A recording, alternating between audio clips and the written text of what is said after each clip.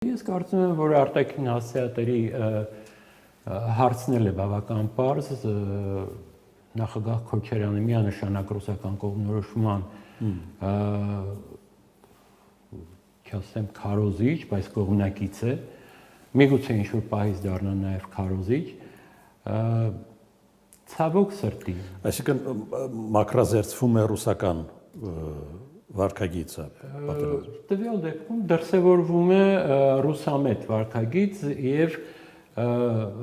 այդ ռուսամետության համատեքստում նաև քննադատության է ենթարկվում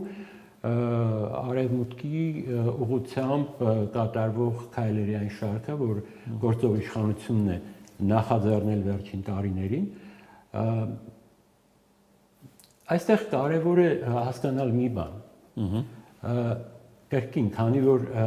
չկա համաձայնեցված օրակարգ Հայաստանի համար, թե ներքին քաղաքականության առումով, թե արտաքին, քննարկված չէ այդ օրակարգը։ Գործը գալիս հասնում է առաջնորդներին։ Առաջնորդները իրենց առաջնորդական խոսքն են ասում,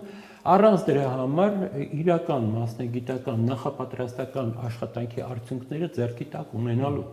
Ոչ պարոն Քոչարյանը գիտի, թե վաղը չէ մյուսօրյա Ռուսաստանը ինչ վիճակում կլինի կամ ինչպես կվերաբերվի Հայաստանին, անկախ նրանից, որ Հայաստանում կլինեն մարդիկ, որ Ռուսաստանը սիրում են եւ կշարունակեն սիրել բոլոր դեպքերում։